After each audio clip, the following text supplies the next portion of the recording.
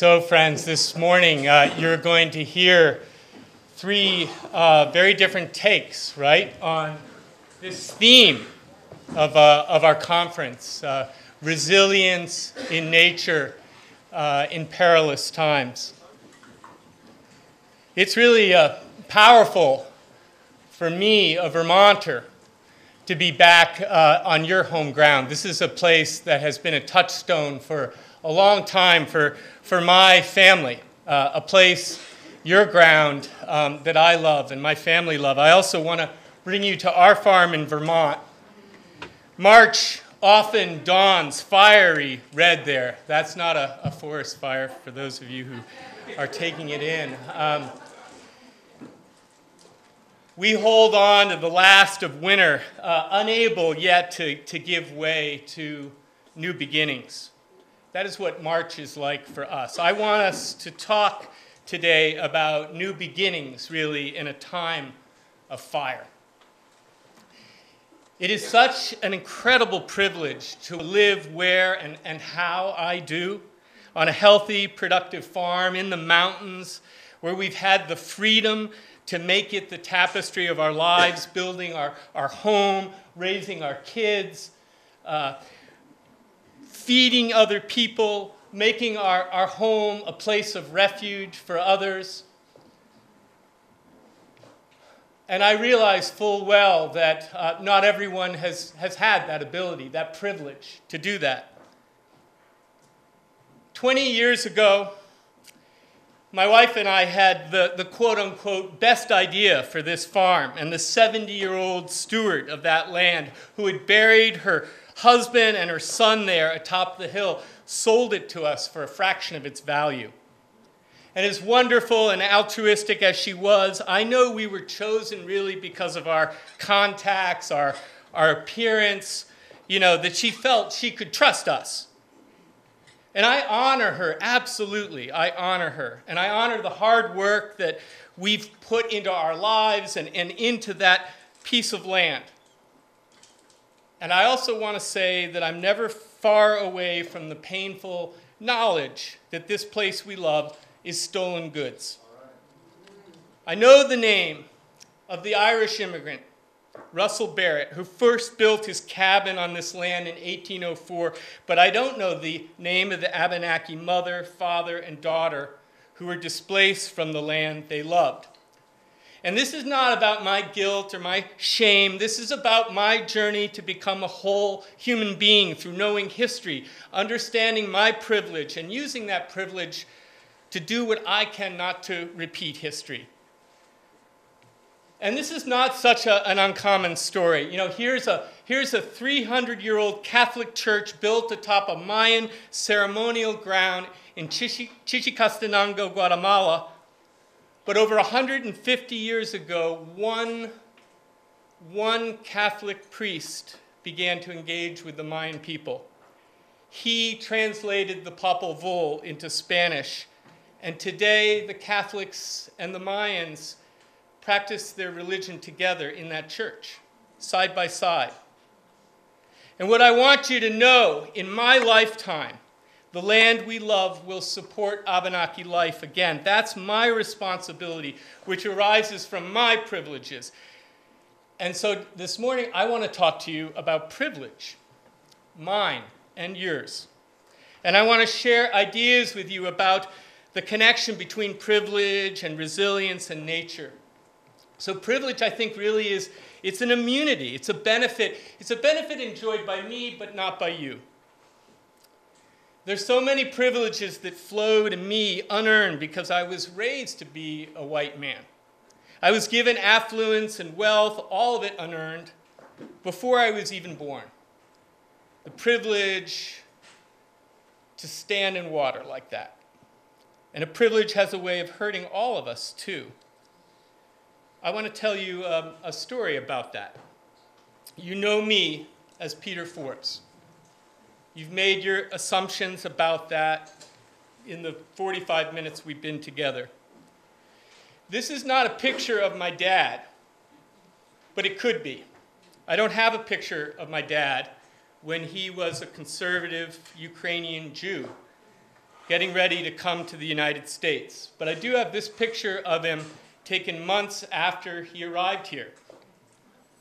And this is a picture of him when the United States said, you can be a citizen if you fight right away in our war, in the Second World War. This is a picture of my mom at 18 in New York City, 4 years after she had been taken from her grandmother's home in western Oklahoma to be a quote-unquote model at the Barbizon Modeling Agency, which I would come to find out was really an escort service. I never met anyone in my mother's family, and my mother never once spoke of the degradations and what was asked of her as a Barbizon model. They sent the money home to her parents, and she worked for 15 years in that role away from her family until she met my father, this Ukrainian Jew who had just arrived from the United States. This is the picture that broke my family lie. I was 8 years old when I found this picture in a box of my father's World War II memorabilia, and what it was different from all the other photographs was that it had names written on the bottom of it, on the back of it, and that's my dad with the sunglasses on the kneeling, and on the back it said Jacob Fortunoff. And I knew what I'd always felt. My parents totally reinvented themselves so that I could pass. But I also know what it means not to pass. And I want to be really clear with you. I don't identify as being a Jew. I don't identify in whatever lineage my mother was in. I was raised to be a privileged white guy, and that's what I am. Because I know what it is to pass and not to pass, I also know what it is to be an insider and an outsider, which means I know empathy. I know empathy for my mom and my dad. I'm also a child of a broken lineage. This is a picture just a few months ago of my daughter's freshman year college ID. She legally changed her name back to Fortunoff. So resilience, my friends. Resilience is the strength, the elasticity, the toughness of a person or a community or an ecosystem to bounce back after a punch, an injustice, a life, a death, a storm, a fire. Resilience is the equitable sharing of our privileges. Resilience is the number of people that I can call when things go wrong. Resilience is who we are in relationship with, the diversity of people and ideas we're willing to include alongside us. I want to introduce you really quickly to some of the people who've really helped me since I was in my 30s, since I was a young man, who have been my mentors ever since, helped me to understand this. This is Classy Parker. Classy and I have known each other for 25 years. I met Classy when I was still a professional photographer. I was working for Trust for Public Land in New York City, and I was the guy who was assigned to go look at all the 70 vacant lots that Mayor Giuliani at that time had put up for sale. And Classy, she wasn't running any program, or she was flipping hamburgers at White Castle, and I found her there, and she took me to this place, which I'll show you in a second, and she showed me the picture of her mom. And she had this vision of connecting with the young people around her and basically taking this, a tenth of an acre behind her apartment building on 121st Street and turning it into that.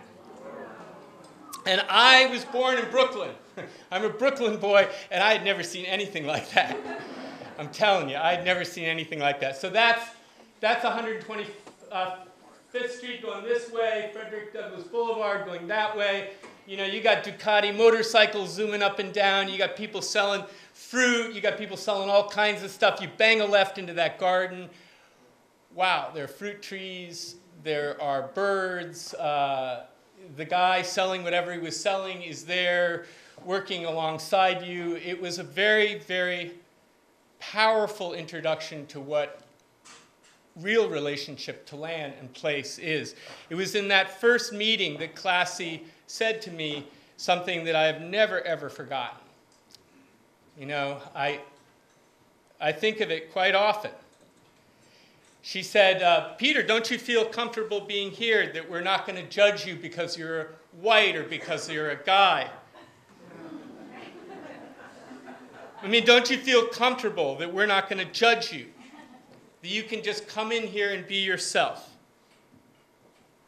Don't you feel like my dad's your dad? And that's when I looked up and saw Classy's dad, who passed maybe 15 years ago now.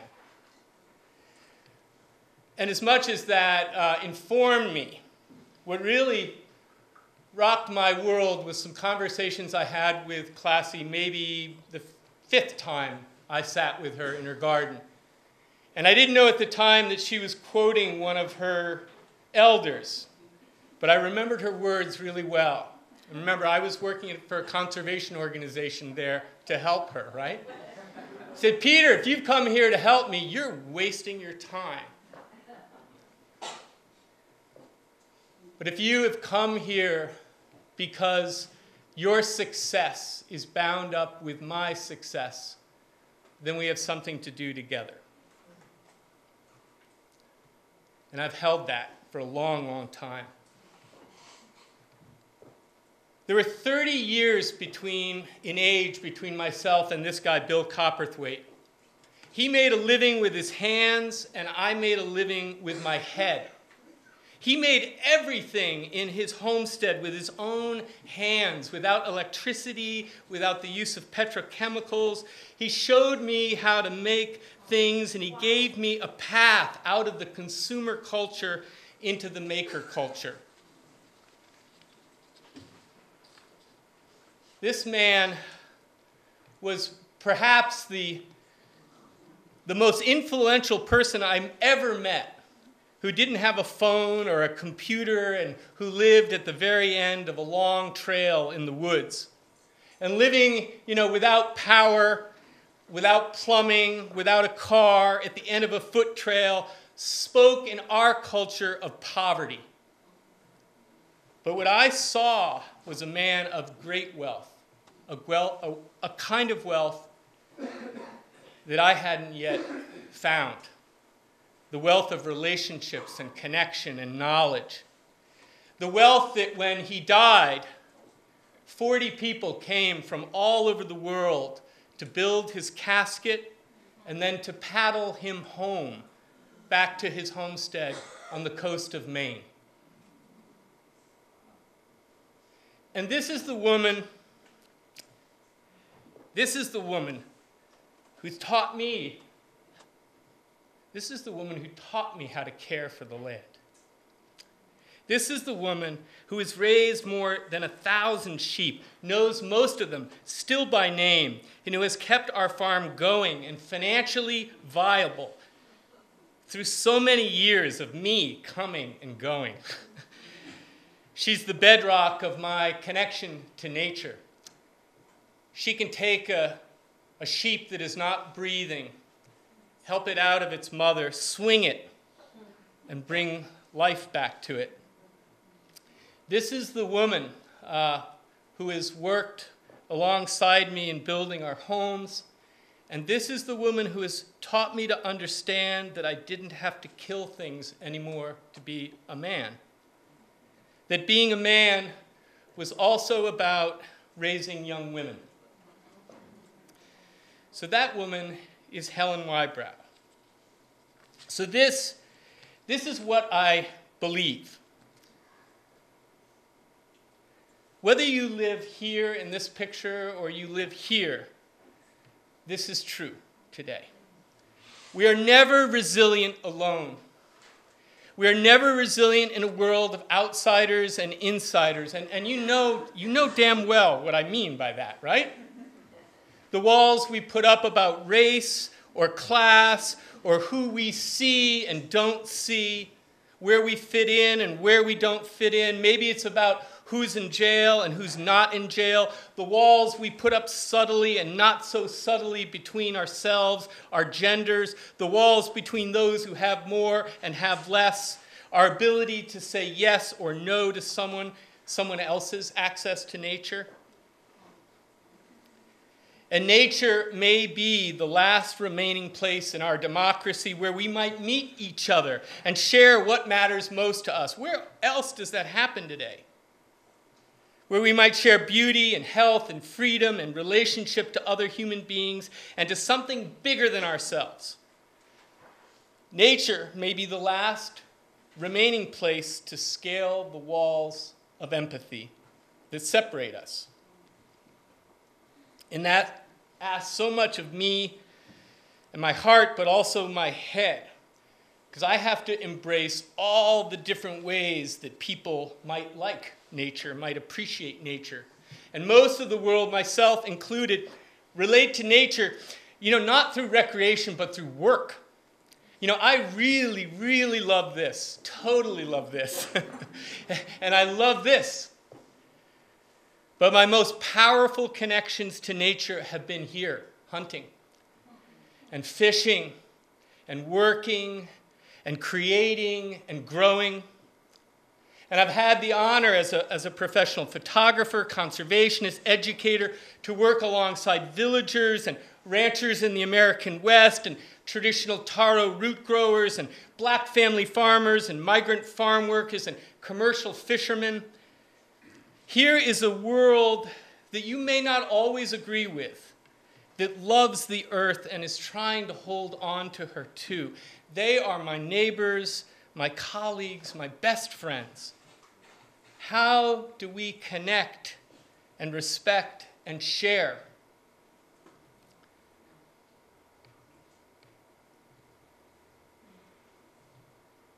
Resilience is impossible in a world of insiders and outsiders. So the point of my life is to do something good and equitable with the privileges I've been given.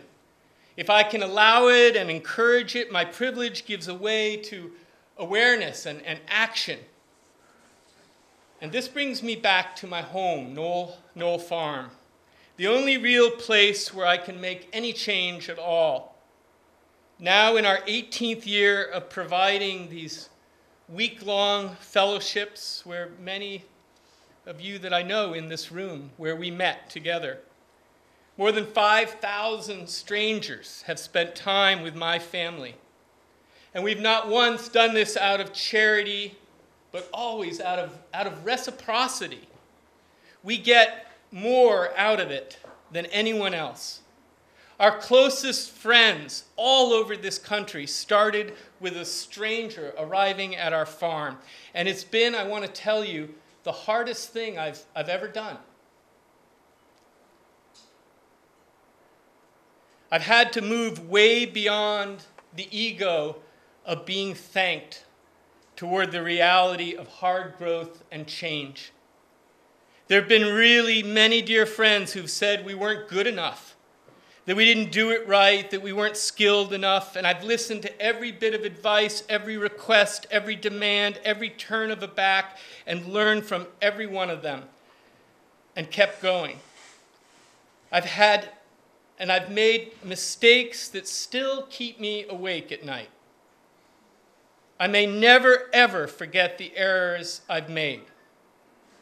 But still, I will remember the ways, the experience, and the people have enriched our lives in so many more ways than I have time to tell you about this morning. Before I turn 60, we will also convey to the Abenaki people a deeded way to harvest and hold ceremony forever on our home ground. And is what we're doing enough? Is that enough? I have no idea. I have no idea. Probably not. But it's taking all the strength and privilege I have, and I think that's what matters most.